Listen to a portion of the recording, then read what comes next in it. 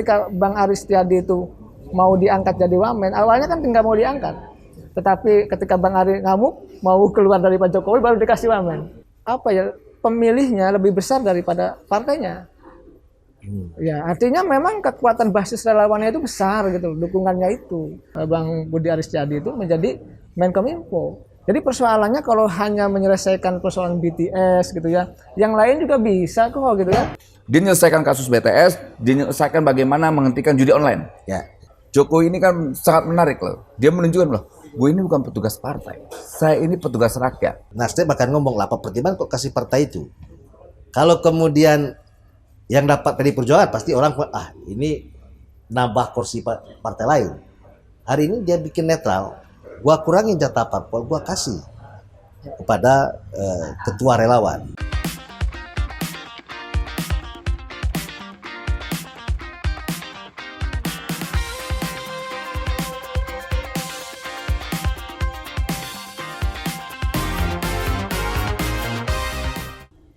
Pada hari Senin kemarin, 17 Juli 2023, kembali Presiden menggunakan hak konstitusinya, yaitu hak prerogatif yang dimiliki oleh seorang Presiden untuk menyusun kabinet. Nah, hari Senin kemarin itu dilantik satu menteri, yaitu Menteri Kominfo, dan 5 wakil menteri dan 2 banting pres kalau nggak salah. Nah, itu penggantian soal menteri ini soal biasa sebenarnya yang dilakukan oleh seorang Presiden ketika memang kabinet itu dengan berbagai alasan memang harus diperbaiki, untuk percepat pembangunan dan sebagainya. Tapi bukan itu poinnya. Poinnya adalah hari ini kita melihat ada seorang ketua umum relawan Projo, yaitu teman kita Budi Muni, yang kemudian diangkat dari Wamendes menjadi Menkominfo. Ini menjadi sesuatu yang menarik karena menimbulkan pro dan kontra di kalangan masyarakat. Karena pertimbangan apa kok bisa seorang relawan menjadi seorang menteri yang tadinya diisi atau menjadi pos dari partai politik pendukung pemerintah. Nah, apakah ini ada hidden agenda dari seorang presiden? Walaupun itu hak presiden mengganti dengan siapapun, ya kan? Tapi publik kemudian bertanya-tanya karena kesalahan dalam memasang seorang menteri akibatnya adalah bisa memperlambat atau mungkin bikin kebijakan presiden tidak berjalan sesuai harapannya. Oleh karena itu hari ini kita mengundang 2 narasumber kita. Sebelah kiri saya Ujang Komarudin, seorang pengamat politik dari Universitas Al-Azhar. Ya, saya bicaranya keras nih. Kita tunggu. Mungkin hari ini akan bicara keras. Selamat sore. Selamat sore Bang Rio. Terima kasih sudah datang ya. Sama-sama Bang. Siap. Nah, di sebelah kanan saya adalah Ketua Umum Joman. Joman ini setahu saya dulu sih Jokowi mania, yaitu saudara Noel. Siap, Ya, Bang terima Rio. kasih Noel sudah datang. Siap. Dulu Jokowi, kemudian sempat Ganjar, dan hari ini pelabuhan terakhirnya adalah Prabowo. Kita lihat, tapi bukan itu yang kita Nanti tanya. Rio Capella Mania. Baik, jadi pergantian kabinet dari Wamendes menjadi seorang Menkominfo. Menurut Ujang ini ada apa ini? Kira-kira kok pertimbangan presiden mengangkat? Bagi saya sih itu teman saya, nggak ada masalah. Tapi mungkin publik tanya, ini kok biasanya kan 2 sumber rekrutmen, satu dari unsur partai politik, yang kedua biasanya profesional di bidangnya. Jadi itu biasanya penempatan itu. Ada pertimbangan biasanya suku, agama, ras dipertimbangkan juga agar keterwakilan itu ada dalam kabinet.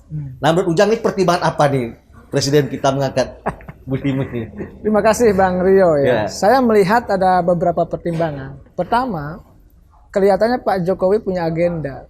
Agenda yang memang ya terkait dengan Pilpres. Apa? Kan begini, relawan ini kan butuh diikat dengan sebuah ikatan yang kuat. Karena Pak Jokowi tidak bisa bersandar pada PDIP. Karena di PDIP kekuatan Pak Jokowi nggak ada. Ada Bu Megawati kan. Jadi sandaran Pak Jokowi adalah pada relawan-relawan ini. Dan katakanlah relawan yang dimiliki yang besar saat ini adalah Projo. Maka suka tidak suka untuk membangun ikatan itu, makanya dikasih jabatan. Dikasih kekuasaan, dan dalam sejarah kabinet Pak Jokowi ini tertinggi jabatan.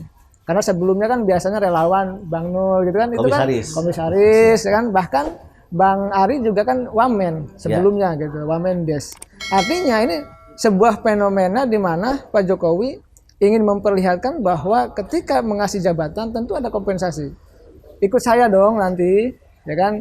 Ikut barisan saya dong ketika nanti saya butuhkan, kira-kira seperti itu. Jadi saya melihat ada sebuah agenda yang memang dibangun oleh Pak Jokowi untuk persiapan dukung-mendukung di Pilpres. Yang pertama. Yang kedua, saya melihat kelihatannya Pak Jokowi memang ingin memperkuat basis dukungan.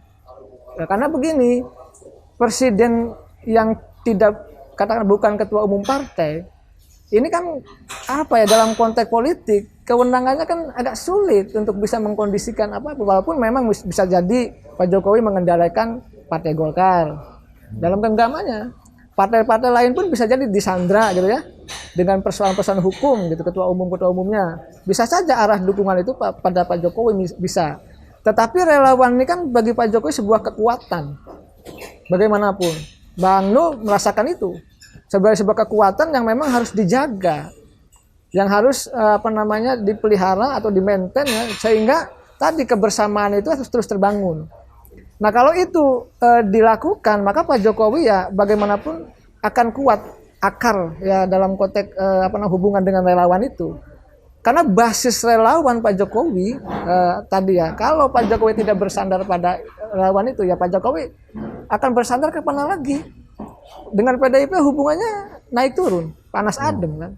Oleh karena itu saya melihat bahwa tadi ya Pak Jokowi ingin kuat dalam konteks ingin menjadi kingmaker, maka basis relawan itu ya di-maintain, diberikan kekuasaan yang full ya, dengan posisi yang puncak, artinya sebagai menteri.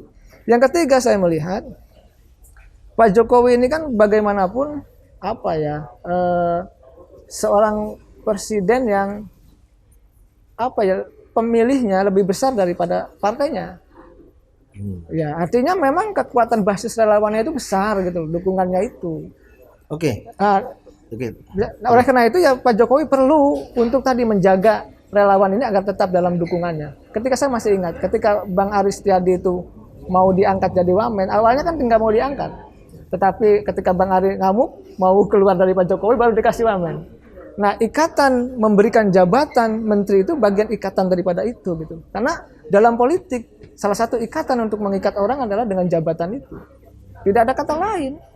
Seperti itu, Bang. Gini, kan ini adalah jabatan selain jabatan politik, ini kan jabatan profesional ya. Artinya ada manajemen pemerintahan di situ ya. Ada pertimbangan soal kemampuan tanda petik ya. Betul, Bang. Kenapa? Karena di Kemenko kan ada masalah besar. Artinya kita harapkan bahwa seorang menteri yang baru itu menyelesaikan persoalan-persoalan besar di dalam tubuh kementerian itu. Nah, soal trust ini itu kan tidak hanya menjadi trustnya presiden sebenarnya, menjadi trustnya publik juga. Apakah seorang Ari ini mampu menyelesaikan banyak persoalan dari sekian BTS yang menurut hasil hari ini itu kan ada 900 lebih kalau saya tidak salah yang belum terbangun sama sekali. Itu menjadi perintah presiden untuk menteri menyelesaikan.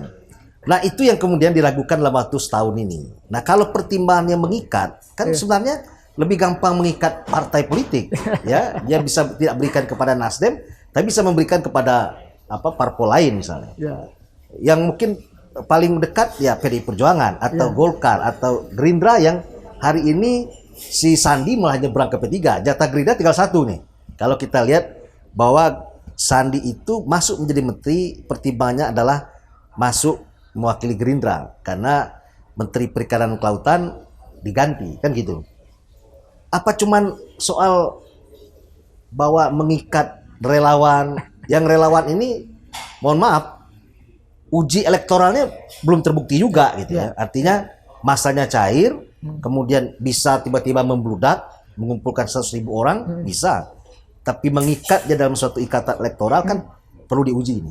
Walaupun 2 kali Presiden Jokowi menang, itu ada peran dari relawan yang lintas partai, lintas suku, lintas agama. Apa cuma itu pertimbangan Jokowi? Satu lagi Bang, kelihatannya ini soal arah dukungan Pak Jokowi. Ya. Kan dukungan Pak Jokowi kan ada yang bilang ke Ganjar kan, juga ada yang bilang ke Pak Prabowo. Artinya bisa dianggap main dua kaki. Nah, menarik ketika Bang Aris Setiabudi itu diangkat itu. Kenapa? Publik mengatakan bahwa ini bagian daripada proses dukungan Pak Jokowi kepada Pak Prabowo kan begitu. Kenapa? Karena dianggap bahwa hasil musra projo gitu ya, mentasbihkan bahwa Pak Prabowo nomor 1 tertinggi. Di bawahnya Pak Ganjar, baru Pak Erlangga. Itu kan sinyal-sinyalemen bahwa katakanlah dukungan Pak Prabowo arahnya ada di situ. Saya melihat begitu. Saya bukan mengiyakan juga. Ya memang kelihatannya Pak Jokowi, bahkan saya dapat informasi di belakang layar, saya tidak tahu, harus dikonfirmasi ya. Bahkan katanya ada deal juga di belakang layar bahwa ya Pak Jokowi itu dipersiapkan jadi ketua umum Gerindra gitu. Ya ada juga tuh isu begitu Bang. Kita tidak, tapi ada begitu. Kenapa? Pak Jokowi ini kan ketika tidak menjabat nanti butuh backup politik. Ya. Bukan hanya dari relawan, tetapi dari kekuatan partai politik yang lain. Misalkan siapa yang bisa menjamin? Apakah Pak Prabowo dengan Gerindranya bisa menjamin? Dan bisa saja. Oleh karena itu saya melihat tadi soal mendukung itu ya bisa jadi Pak Jokowi tidak hanya misalkan mendukung Pak Ganjar tapi main dua kaki dengan cara menjadikan ketua umum Projo ya Bang Budi Aris Setiadi itu menjadi Menkominfo. Jadi persoalannya kalau hanya menyelesaikan persoalan BTS gitu ya, yang lain juga bisa kok gitu ya. Tadi dari partai juga bisa. Bahkan mohon maaf partai-partai yang non parlemen kan belum jadi menteri, jadi wamen. Mestinya kan dinaikkan lah jadi menteri gitu kan. Oleh karena itu persoalan reshuffle kemarin bukan hanya sekedar mengikat, tetapi bagaimana Pak Jokowi punya arah dukungan terhadap capres dan cawapres itu. Dan saya melihatnya arah dukungan Pak Jokowi dengan diangkatnya Menkominfo yang baru, kelihatannya arahnya ingin main dua kaki kalau saya melihat gitu. Gimana Noel? Jadi nggak, Noel ini kan wakil relawan nih. Kalau Noel pasti setuju aja. Kalau Noel setuju, jangan-jangan nih kalau Prabowo menang, salah satu kandidat menterinya adalah Noel. Amin. Kita doain aja, Bang. Kita doain. Gimana Noel? Ya, ini. tadi menarik yang disampaikan Bang Rio ya, soal jabatan politik atau jabatan menteri ini biasa ada dua yang megang. Pertama adalah kalau nggak mewakili representatif dari partai atau kaum profesional. Nah, kaum profesional juga kan biasa dibarengi oleh kompetensi dan sebagainya. Saya rasa ya sudah terjawab lah ya sebetulnya. Relawan juga punya kemampuan dalam memimpin apapun lah ya. Karena kita juga lahir dari sebuah akademisi, lahir dari kelompok pekerja. Nah artinya itu bisa terjawab dengan ketika saya menjadi komisaris utama. Dulu orang meragukan soal Noel ini ngerti apa soal pupuk, memang saya nggak ngerti. Gitu. Tapi kita punya hak untuk mengontrol dan mengeksekusi. Nah Budi Ari ini kan sebetulnya ketika masuk dalam pemerintahan Jokowi, lantas dipercaya untuk memimpin sebuah kementerian, Menteri Menkominfo, ada tugas khusus. Pertama adalah menyelesaikan soal BTS. Ya. Nah kedua adalah persoalan judi online. Ya. Nah, Presiden tuh punya keresahan terhadap judi online. Makanya ketika pertama pidato Budi Ari itu, saya akan menyelesaikan persoalan judi online. Nah itu menarik menurut saya. Tapi memang realitanya di tengah masyarakat ini ada problem sosial yang mengganggu kita lah terkait judi online ini. Dan itu tugas yang diemban itu kan tidak mudah karena dia berhadapan dengan mafia judi. Ya. Gitu. Nah, mafia judi ini kan gurita yang begitu luar biasa karena mereka juga ada backing penegak hukum ya, yang sebetulnya kalau orang yang tidak punya nyali besar susah memberantas judi online. Jadi saya rasa soal kompetensi, profesionalitas itu Budi Ari sudah mewakili. Ditambah lagi tadi apa yang disampaikan Pak Bang Jajang Komarudin ini sampaikan soal kepentingan politik 2024. Ya. Semua itu memang tidak terlepas dari soal 2024. Apalagi kita lihat peristiwanya kan ketika Pak Jokowi melihat situasi realita hari ini, ada beberapa peristiwa politik yang dia lihat langsung tuh ya, terkait pertama sosok yang diajukan oleh PDIP, yaitu petugas partainya itu Dia melihatnya ini sangat kurang bisa diandalkan untuk memimpin bangsa ini ke depan. Kurangnya apa? Karena dia tidak punya secara genuine gagasan yang menjadi roh dimanapun negara. Biasanya kalau menjadi leader pemimpin, dia punya gagasan besar biasanya. Yang dia teng-teng itu gagasannya, ya, gitu. Bukan popularitasnya. Leader pemimpin, dia punya gagasan besar biasanya. Yang dia teng-teng itu gagasannya, ya, gitu. Bukan popularitasnya. Popularitas media sosial. Kedua, pengaruh media sosialnya akhirnya dianggap bahwa itu bisa menunjang dia untuk memimpin sebuah negara besar seperti ini. Ditambah lagi bahasanya Bu Mega, saya akan tugaskan dan tugasnya kita tambahkan lagi, gitu. Jadi menurut saya ini aneh sekali. Nah, Jokowi ini kan sangat menarik loh. Dia menunjukkan loh, gue ini bukan petugas partai, saya ini petugas rakyat. Saya lahir dari sebuah mekanisme demokrasi yang memilih saya, kemudian saya juga lahir dari sebuah gagasan besar. Saya menjawab dan saya mampu mengimplementasikan gagasan besar itu terkait misalnya kayak Indonesia sentris, kemudian tol laut, lantas nawacita. Nawacita itu mengimplementasikan tadi yang saya sebutkan tadi soal tol laut, lantas Indonesia sentris. Nah, dari itulah Jokowi akhirnya mampu menunjukkan kualitas dirinya. Nah, dengan itu juga dia coba mempertimbangkan 2024 ini berkali-kali Presiden sampaikan. Kalau kita telat, kita akan menjadi bangsa mundur.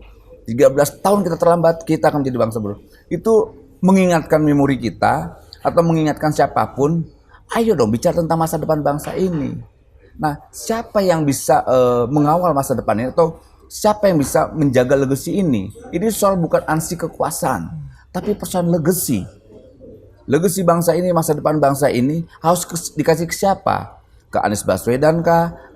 Kasih ke Pak Prabowo kah? Atau kasih ke Mas Ganjar? Dan saya lihat kemari-kemari itu chemistry-nya Pak Jokowi itu lebih cocok ke Pak Prabowo, gitu. Apalagi beliau berkali-kali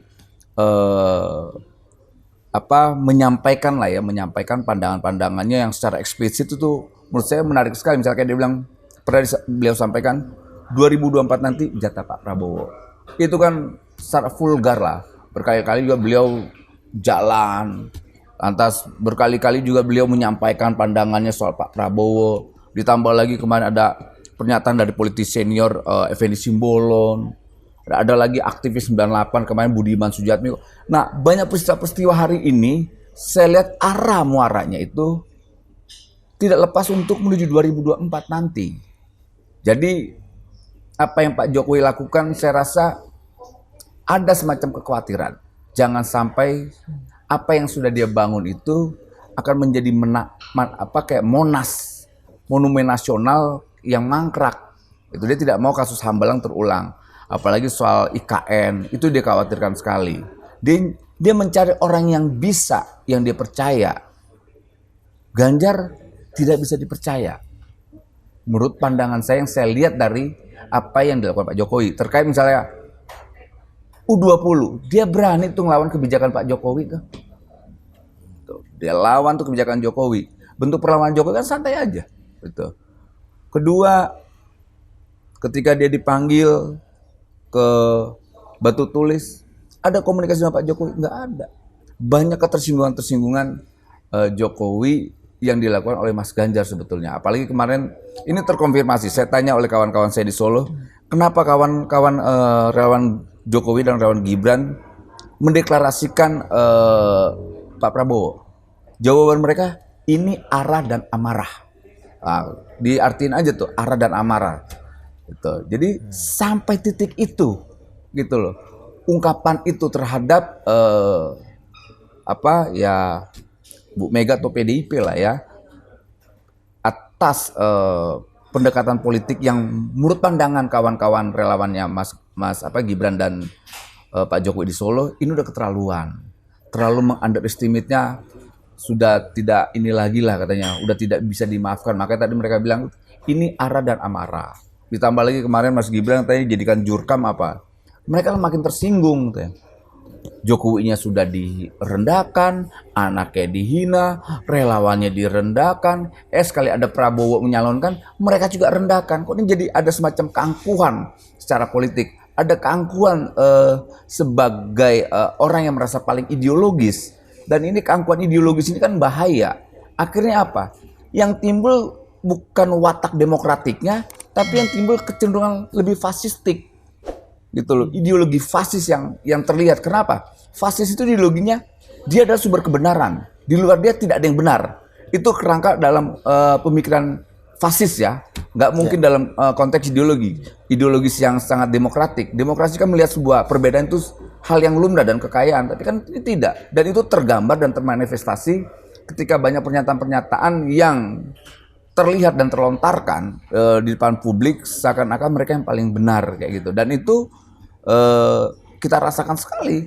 Ya, jadi Noe merasa bahwa relawan lebih bisa diandalkan dari partai politik oleh Pak Jokowi hari ini. Nggak seperti itu pernyataannya. Ya, relawan itu juga bagian yang bisa diandalkan secara profesional. Oke. Itu artinya ada pertanggungjawaban profesional itu. Karena kan tadi Bung Rio bilang bahwa biasanya partai menteri itu, jabatan menteri itu dua, profesional atau partai. Nah, saya jawab bahwa Budi Ari kawan saya bisa secara moral atau secara profesional bisa dipertanggungjawabkan. Jadi tidak ada kaitan dengan lebih layak relawan atau PDIP. Tidak seperti itu. Karena gini, logikanya. Hari ini seakan-akan Prabowo ini kan menampar muka Nasdem, ya, menghukum Nasdem, menghukum partai lah ya, tanda petik, bahwa nih bermasalah nih dari Nasdem, nih gua ganti nih dari relawan, ya kan, relawan utama. Ada Joman, ada Projo. Hari ini yang dapat giliran Projo. Nah, kira-kira kan dalam keruwetan di Menkominfo ini, itu dia tes nih, kasih relawan. Kalau tiba-tiba relawan nih, Budi Ari ternyata sukses menyelesaikan persoalan di Kominfo, itu kan menampar muka partai politik nih. Nah, Relawan yang direndahkan, ya kan? Relawan yang dianggap, ini cuma numpang-numpang tenar aja nih, barisan ternyata mampu menyelesaikan persoalan di BTS. Nah, ini kan menampar muka. Itu kan resiko yang akan terjadi ketika Budi Ari sukses. Nah, itu sebaliknya juga. Ya. Kalau seandainya Budi Ari tidak mampu, tamparannya bukan ke relawan tapi ke Jokowi. Gitu. Dua bahkan. Gitu. Nah, ini juga kan menjadi beban moral juga buat kita gitu loh. Kalau lu gagal, nggak mampu menyelesaikan itu, malu nih muka kita kemana? Gitu loh. Bukan soal jabatannya, tapi tanggung jawab moralnya. Nah, presiden juga punya pertimbangan tersendiri itu. Apalagi ditugaskan harus selesaikan tuh dalam kurun waktu 1,5 bulan. Satu tahun, 5 sampai 1,5 tahun lah. Gitu. Dia menyelesaikan kasus BTS, dia menyelesaikan bagaimana menghentikan judi online. Gitu, kayak gitulah Bung. Kalau sukses kan poin buat relawan. Nah, itu poin buat kita, tapi bukan buat relawan lah, tapi buat bangsa inilah. Karena kalau seandainya kita ini relawan nggak ini juga kan. Tapi ya buat bangsa ini bahwa ya kita ini anak-anak bangsa ini punya juga kemampuan. Kita juga punya tanggung jawab moral untuk hal itu. Secara profesional kita bisa pertanggungjawabkan, kayak gitulah kira-kira. Jadi keberanian Jokowi itu adalah lari dari pakem, ya. Banyak kebijakan beliau itu lari, termasuk salah satunya penyusunan kabinet. Dari dua rekrutmen, dua klaster itu ada klaster baru namanya relawan. Hari ini relawan itu hampir sejajar dengan profesional, walaupun profesional bisa jadi relawan. Kedudukan relawan itu posisi menterinya sama dengan jumlah partai politik. Ada yang 1, ada yang 2. Menurut saya sih ini luar biasa ya. Jadi dalam karir politik itu tidak hanya parpol yang bisa menjadi jalan, tetapi menjadi relawan itu bisa menjadi menjadi jalan untuk jabatan puncak. Nah, ini Ujang, ini kan Nasdem terpukul nih, ya, dari 3 menjadi 2, ya kan? Jadi selama ini Nasdem adalah lingkar utama kekuasaan. Jadi partai yang saya bikin dulu, hari ini dikurangi, nggak ngomong-ngomong. Jadi tiba-tiba diganti. Apakah itu tidak ada kesan bahwa Jokowi menghukum? Ya, menghukum artinya gini, karena menteri lu bermasalah, ini gua ganti. Kalau gua ganti dari partai itu biasa. Kalau kita tambah partai lain, pasti Nasdem akan ngomong lah, apa pertimbangan kok kasih partai itu.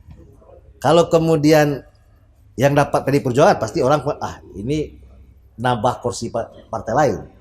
Hari ini dia bikin netral, gua kurangin jatah parpol, gua kasih kepada ketua relawan, ya.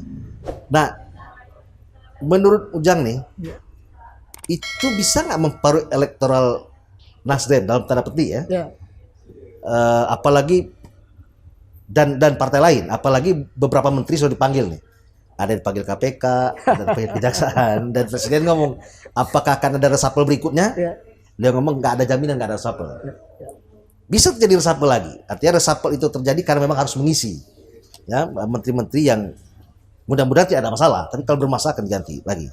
Nah kemudian kita tahu bahwa reshuffle ini tanda petik tadi Ujang ngomong bahwa mempengaruhi kebijakan soal 2024. Ada sandaran politik lah. Tidak bisa bersandar ke partai-partai, paling tidak dia punya ceruk yang bisa dimanfaatkan arahnya kemana. Ini mungkin jadi bargaining Jokowi untuk calon-calon presiden akan datang. Lu kalau nggak ikut gua pindahin nih suaranya ceruk relawan ini. Nah, gimana Jang? Jadi pendapat Ujang ini terhadap menghukum partai-partai ini? Ya, Bang, saya sudah utarakan itu ke media. Saya kemarin membaca ya komentar saya itu juga. Saya bilang, ya ini bagian daripada hukuman yang dilakukan oleh pemerintah. Ya. Karena dianggap tanda petik Nasdem bermain di dua kaki. Satu kaki di pemerintah, satu kaki bergabung dengan kekuatan oposisi lah. Kira-kira seperti itu. Ya. Walaupun kita tidak mengenal istilah oposisi di negara presidensial itu, gitu. Tapi anggap saja itu. Jadi, nah, karena kita tahu bahwa arus besar mainstream ya kekuasaan Pak Jokowi kan ingin Pak Jokowi mendesain capres itu ada dalam kelompok mereka. Artinya kan ada Pak Prabowo dan itu wajar saja. Pak Prabowo dan Pak Ganjar kan seperti itu. Tetapi Nasdem ini katakanlah loncat dari pakem itu gitu. Sehingga saya melihat Pak Jokowi ini bagaimanapun mohon maaf ya dalam perspektif orang Jawa marah gitu loh. Ya marah suka tidak suka, maka tadi ya untuk dalam konteks reshuffle ini, dalam konteks hukuman ini, ya tadi bahwa jatah menteri dari Nasdem itu ya tidak diberikan kepada Nasdem lagi. Kita tahu misalkan Mensos Juliari Batubara dari PDIP ketika kena kasus hukum di KPK ke PDIP juga. Gerindra juga sama, KKP kan diberikan kepada Gerindra. Nah ini kan tidak, ini Nasdem tapi tidak diberikan kepada Nasdem lagi. Artinya saya melihat Bang, ya ini bentuk hukuman dari Pak Jokowi yang pertama. Yang kedua saya melihat ini kan dalam konteks tadi mempengaruhi elektabilitas tidak gitu. Saya sih besar kecil berpengaruh Bang. Kan begini, politik itu kan soal persepsi. Persepsi baik, katakanlah kan dia akan menciptakan sebuah tadi ya kenaikan elektabilitas. Begitu sama. Kalau persepsi misalkan Nasdem ataupun koalisi perubahan atau berdampak pada Anies buruk terkait dengan tadi ya kasus-kasus yang menimpa Menteri Nasdem misalkan, itu akan berdampak. Oleh karena itu ya bagaimanapun kita lihat kalau lihat dari survei kan faktanya Nasdem juga nggak naik. Faktanya Anies juga selalu nomor 3 kan begitu. Nah oleh karena itu saya melihat dalam konteks itu ya yang Nasdem saya melihatnya adalah selain diberi hukuman oleh Pak Jokowi, dia dianggap sudah melintas batas wilayah kekuasaan istana itu. Nah bahkan yang lebih mengerikan kalau menurut saya ke depan nih, Nasdem ini bukan hanya soal BTS, bisa jadi tadi kata Bang Rio kan, nanti Menteri Pertanian ya kan kita tidak tahu. Nah kalau itu misalkan kejadian lagi, ada mohon maaf, misalkan tersangka lagi, itu kan pasti reshuffle lagi tadi. Lalu elektabilitas bisa turun lagi juga. Misalkan ada yang terkait siapa, ya kan menteri dari Nasdemnya iya. Misalkan nanti orang-orang dekat, ya kan di partai Nasdemnya terkait lagi kan, itu berbahaya lagi. Kita juga mendengar juga, mohon maaf Menteri Lingkungan Hidup juga dengar-dengar ada masalah juga kan gitu. Bahkan saya dengar nih hari ini Pak Luhut ada di Kompas TV katanya. Saya dengar juga di belakangnya dikuntit oleh Bu Siti Nurbaya. Nggak tahu apakah mau lobby apa nggak tahu saya gitu kan. Artinya menteri-menteri Nasdem ini kan ketar-ketir juga dalam konteks untuk menjaga persoalan hukum yang mereka miliki masing-masing. Nah ini kan terkait dengan elektabilitas Bang. Jadi persepsi positif akan menghasilkan elektabilitas yang bagus kan begitu. Kalau persepsinya negatif karena kasus-kasus hukum yang mendera mereka misalkan ya, dia mendera menterinya atau elit partai pasti akan berdampak kepada partainya itu. Ya tapi gini Jan, ini kan di periode pertama, itu kan PAN berapa jatah Menteri Menpan Asman Abnur, ya. Kemudian PAN mendukung Prabowo, Asman langsung mundur dari jabatan menteri. Ya, Ya, kembalikan jabatan menteri kepada Jokowi dengan alasan bahwa tidak etis saya menduduki jabatan itu betul. ketika dukungan parpol PAN itu tidak mendukung presiden yang dia ada di kabinet itu. Ya, ya, ya. Itu kan apa moral obligasi Yes, dia. yes, Ya. betul Pak. Apa nggak sebaiknya dua menteri ini mundur aja? Menterinya nggak dukung Jokowi. Saya Gitu. pernah satu forum Bang dengan Bang Effendi Hoeri. Saya bilang kalau Nasdem itu gentleman, Ya, mundur semua. ya. Mundur, tidak harus tadi main dua kaki itu. Ya. Itu yang membuat Nasdem tersandra hari ini. Maju kena, mundur kena. Ini menjadi persoalan. Oleh karena itu tadi, kalau menurut saya ya skema istana pun yang menunggu dari KPK apakah tersangka atau tidak. Kalau tersangka pasti diganti gitu kan. Ya kelihatannya sih arahnya ke sana. Ini kan soal permainan politik, Bang. Kan apa juga, Bang. Jadi saya melihat dalam konteks dukung-mendukung dia punya konsekuensi. Konsekuensi politik, konsekuensi bisnis kan, dan konsekuensi hukum. Ya ini kan pasti sudah paham lah petinggi Nasdem ini. Apa konsekuensi ketika misalkan mencapreskan Anies. Dan itu harus diterima sebagai konsekuensi politik.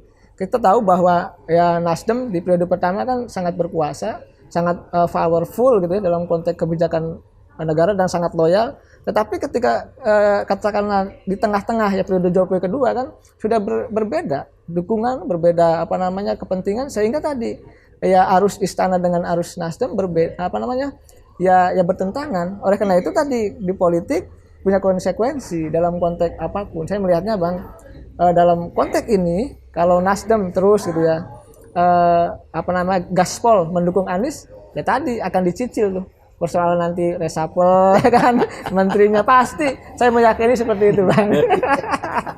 Jadi gini nih, sebagai seorang relawan Pak Jokowi hari ini ke Prabowo, harapan terhadap si Ari ini dalam jabatan menteri, ekspektasinya Noel apa nih? Ya ekspektasi kita nggak berubah ya. Kita berharap ketika beliau duduk di kementerian ya tunjukin profesionalitasnya gitu. Karena kan selama ini kan kita di underestimate ya sama partai, sama semua lah ya, sama kelompok. Itu bahkan kita kan belum, ini ujian memang ujian Tapi sekali. Joman juga sering diremehin. Iya, tapi kan kita tunjukin integritas kita. Itu kan makanya mereka tidak bisa menghajar soal kinerja buat kita. Kan kinerja nggak bisa, ini nggak bisa. Ya hajar aja persoalan stigma aja, teruskan dulu lantas pecat. Itu dan itu pun ya yang stigma kita juga dengan sendirinya ngikut saya hari ini ketika saya dukung Prabowo. Itu loh. Sama halnya dulu ketika saya mendukung Mas Ganjar, orang menghina saya, PDI juga menghina saya, akhirnya PDI kan dukung Ganjar juga hari ini. Artinya apa yang saya lakukan itu secara teori hampir semua punya kebenaran 99% kebenarannya gitu loh. Nah, soal Budi Ari ini ya, ini memang ekspektasi kita ya semoga amanah dan mandat apa yang disampaikan Pak Jokowi itu bisa dia laksanakan dengan cara yang terbaik. Kalau dia tidak bisa melaksanakan 100%, minimal 50% aja dia bisa mengimplementasikan BTS itu selesai, itu juga udah luar biasa untuk kita. Karena ini kan udah sisa-sisa semua, gitu loh. Ini kan persoalan sebetulnya yang dikasih Pak Jokowi itu kan bukannya sesuatu yang udah enak, tapi persoalan, gitu loh. Makanya saya ingatan selalu kawan saya ini, Bud, lu jangan sampai ngawur, Bud. Kalau lu ngawur, ini dampak moralnya ke kita nih. Karena ini trust yang diberikan presiden ke lu itu menggambarkan lu mewakili relawan, gitu loh. Kalau seandainya ngawur ya lu korup, lantas lu tidak bisa menyelesaikannya, mati kita semua. Dan itu kita udah sampaikan, apalagi kemarin kita pertemuan lah ya. Pertemuan di Batikuring itu semua relawan Jokowi yang dukung 3 periode, yang dukung Prabowo, yang dukung Mas Ganjar, kumpul semua kita. Ya kita sampaikan sama-sama, Bud hati-hati Bud, gitu loh. Bukannya kenapa? Lu dikasih ini bukan ruang yang enak nih, bangku panas. Hati-hati. Keselio dikit selesai kita semua. Gitu. Nah, ya kita sih ingatkan ini sebagai kawan kan, jangan sampai enggak. Jadi ya semoga aja Bang Rio, kawan kita ini Budi Ari bisa melaksanakan lah tugas. Karena dia menjalankan bukan tugas eksekutif lagi, tapi tugas sejarah. Gitu. Kalau soal tugas eksekutif kan udah jelas tuh presiden udah ngasih rambu-rambunya. Kau selesaikan ini. Waktu kita hanya tinggal 1 tahun 5 bulan. Ada 2 tugas yang harus diselesaikan, BTS dan judi online. Sama satu lagi ada 3 tuh kalau nggak salah, saya lupa. Satu lagi itu apa gitu. Soal berita-berita hoax atau apa gitu. Dia coba di take down tuh berita-berita hoax tuh. Atau berita-berita yang menyebarkan kebencian apa. Kan banyak nih. Karena presiden mau ke depan itu menghadapi pemilu itu, ia harus dengan riang gembira. Itu salah satu perintahnya. Perintahnya ke Budi Ari, perintahnya ke saya, perintah ke semua kawan-kawan relawan. Presiden itu menyampaikan berkali-kali ke kita. Tolong Mas Noel, tolong Mas Budi, tolong semua kawan-kawan. Yang Jokowi Mania, Projo, Seknas dan sebagainya. Agar nanti 2024 ini pemilu itu bisa dengan riang gembira. Tidak lagi dengan cabik-cabikan, benci-bencian dan sebagainya. Nah, karena kan kalau seandainya 2024 hampir sama eskalasi kayak 2019, ya kita gagal bernegara, kita gagal berdemokrasi, gagal kita memberi edukasi nilai-nilai demokrasi itu sendiri. Karena kita tidak mau nanti hanya bicara tentang kekuasaan 2024, saya tidak mau ke sana berpikirnya. Kita mau bicara tentang 2024 itu ada basis nilai gitu loh. Karena selama ini kan kita hanya bisa slogan lah ya, berapa partai-partai ini hanya menyampaikan slogan saya Pancasila, saya NKRI dan sebagainya. Tapi praktek politiknya kan tidak, gitu loh. Itu yang kita khawatirkan. Nah, ya kita yang ada di sini lah coba bagaimana mengedukasi. Kalau saya kan sudah mengedukasi rakyat itu seperti apa ya. Dan sekarang yang harus diedukasi itu elit dan kekuasaan. Elit dan kekuasaan juga penting untuk diedukasi. Makanya kalau saya bilang rakyat harus diedukasi, enggak penting rakyat. Rakyat sudah ngerti bagaimana berdemokrasi. Yang harus diedukasi itulah elit. Elit dan kekuasaan. Terkadang lingkaran kekuasaan ini tidak paham tentang demokrasi. Mereka taunya kan bagaimana mendapatkan kekuasaan, mengelola kekuasaan. Ya. Gitu loh. Kemudian sukses atau tidak, lebih banyak tidak suksesnya kan sebetulnya. Dan bisa tuh ada data yang bisa kita buka tuh. Misal kayak Julian Batubara dulu menteri sosial, mewakili partai korup. Lantas siapa Edi Prabowo yang dianggap ini sebagainya bisa mewakili partai kok tersandung juga kasus. Banyak sebetulnya dari pimpinan partai, anggota partai, kader partai gitu loh. Nah baru kali ini memang jadi beban ketika Budi Ari ditunjuk ya kan. Anggapnya ini dari klasternya relawan lah gitu loh. Dan bisa nambah lagi. Apa? Kalau ada masalah lagi nih, ada masalah hukum para menteri, yang paling gampang ditarik oleh Pak Jokowi itu adalah relawan. Satu, pertimbangannya relawan ini tidak sibuk ngurus partainya. Kalau bukan relawan ya. Kalau parpol hari ini ngurus caleg, pasti dia kampanye. Ya kalau partai mendukung dia harus cuti kampanye. Kalau relawan kan enggak. Iya. Jadi kalau ada menteri masalah, menurut saya test case pertama ini kalau si Ari Budi ini sukses, tidak menutup kemungkinan Noel jadi menteri. Ya, amin. Amin. Lu nggak usah, dia nggak ngurus partai, nggak ngurus calegnya, nggak ngurus sama presiden. Lu bisa terjadi, karena waktu sudah mepet. Kalau menarik kader yang potensial di partai, pasti hari ini dia menyukseskan parpolnya untuk kampanye ya. Jadi paling aman itu ya relawan. Ya, tes ada konflik kepentingan soalnya. Iya, karena kepentingannya jelas. Kepentingannya hanya untuk presiden. Pertama kepentingannya ngejaga legasi presiden, kemudian kita tetap bicara ke depan bagaimana masa depan bangsa ini. Ya. Gitu, apalagi relawan nggak mungkin bisa korup, gimana caranya? Itu yang penting.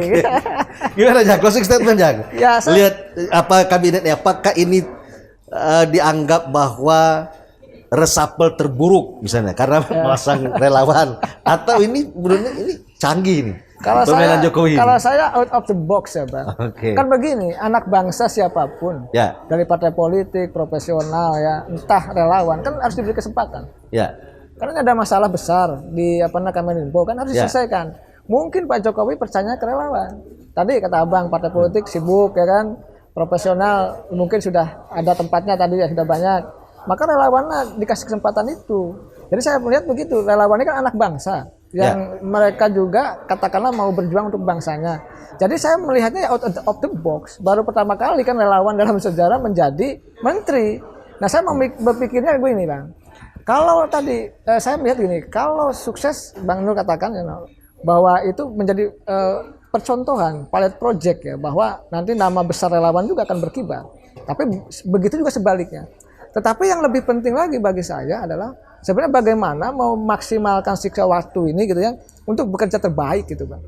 Karena tadi kalau itu Bang Budi Aris Setiadi itu bisa bekerja yang terbaik ya, maka ini akan mohon maaf melampaui zamannya, yang melampaui partai politik, melampaui profesional. Misalkan orang-orang kayak saya akademisi gitu ya, yang katakanlah dianggap ya mohon maaf ya pakar di bidangnya, ini bisa kalah oleh relawan dengan kerja yang bagus itu. Oleh karena itu untuk membantah ya anasir-anasir statement yang negatif terkait dengan persoalan tadi penunjukan relawan menjadi menteri dengan kerja yang baik. Yang terbaik itu pasti. Karena kalau tidak ya tadi kata Bang Nurul katakan ya akan menjadi feedback kepada relawan itu. Dan ini sejarah sedang berjalan. Sejarah juga sedang menjalankan misinya. Oleh karena itu fokus saja bekerja untuk kepentingan masyarakat bangsa dan negara. Karena inilah waktunya relawan menunjukkan jati diri bahwa selama ini sudah berdarah-darah, sudah berkeringat, dikasih kesempatan untuk jadi menteri ya bekerja yang terbaik. Sebenarnya itu yang harus dilakukan. Karena tadi 2024 adalah momentum Indonesia untuk bisa mengalami lompatan-lompatan, Bang. Kalau enggak kita akan setback ke belakang. Oleh karena itu perjalanan bangsa ini ditentukan bukan hanya oleh partai politik, bukan hanya ditentukan oleh tadi profesional, tapi ditentukan juga oleh relawan. Termasuk Abang pernah di partai, hari ini juga maju jadi anggota DPD gitu ya. Ya kita justru disitulah ada ruang gitu semua anak bangsa, termasuk Bang Rio di Bengkulu ya, untuk bisa mengabdi terhadap bangsanya. Oleh karena itu tadi saya sih melihat, saya mengkritik soal misalkan di media ke Bang Aris Setiadi, saya bilang ya kurang pas memang kalau secara profesionalitas, karena memang bukan profesional, ya kurang cocok karena memang bukan ahli. Tetapi kan bukan berarti tidak bisa. Kan begitu, anak bangsa ketika diberi kesempatan, kita kasih waktu 1 hari, kita lihat, kita nilai, baru kita objektif dalam menilai itu. Oke. Closing statement. Saya rasa ke depan ini semua komponen anak bangsa ini punya hak lah ya dalam berkontribusi tanpa harus melihat latar belakang politiknya, latar belakang sosial politiknya. Karena dengan dipercayai Budi Ari, saya yakin beliau juga punya tanggung jawab secara profesional. Apalagi beliau juga kan wamen, atas wamen juga bukan wamen bermasalah. Dia juga menjalankan secara profesional menjadi wamennya. Nah, saya yakin kepercayaan itu juga menjadi dasar posisi awalnya ketika Presiden memberi Budi Ari posisi eksekutif itu. Nah, tadi saya sampaikan, ini bukan persoalan tugas eksekutif, tapi pada tugas sejarah yang akan diemban oleh Budi Ari. Karena ini kan out of the box kalau menurut Bung Jajang tadi. Sejarah loh ini. Maka saya bilang Budi Ari sedang menjalankan tugas sejarah, bukan tugas eksekutif gitu loh. Tinggal dilihat aja nanti kalau seandainya suksesnya top. Jadi harga diri buat kita juga semua. Kalau tidak, aduh malu kita. Baik. Jadi dalam sistem kabinet presidensil, memang presiden harusnya tidak semata-mata mempertimbangkan soal keterwakilan partai politik. Berbeda dengan sistem kabinet parlementer yang memang kabinet itu murni dari kumpulan partai-partai politik. Hari ini Jokowi sudah menunjukkan keberanian keluar dari pakem yang selama ini berjalan dengan memberikan kekuasaan itu kepada partai politik dan profesional sesuai dengan jumlah perolehan suara di parlemen. Nah, hari ini kita lihat bahwa seorang Budi Ari, Ketua Umum Projo, itu diangkat sebagai Menkominfo yang merupakan hak prerogatif presiden dalam sistem kabinet presidensil. Harusnya kabinet presidensil itu ya seperti itu. Ya, tidak mempertimbangkan misalnya berapa Nasdem, berapa Golkar dan sebagainya. Profesional itu di atas segala-galanya dan kepentingan bangsa harus diutamakan dari kepentingan partai politik, kepentingan pribadi, tapi bangsalah yang dikedepankan. Demikian podcast kita hari ini, mudah-mudahan ada manfaatnya bagi kita semua. Terima kasih. Terima kasih, Pak Ujang. Terima kasih, Noel. Bang Rio. Sama-sama, Bang. Sudah selalu, Bang Noel. Siap.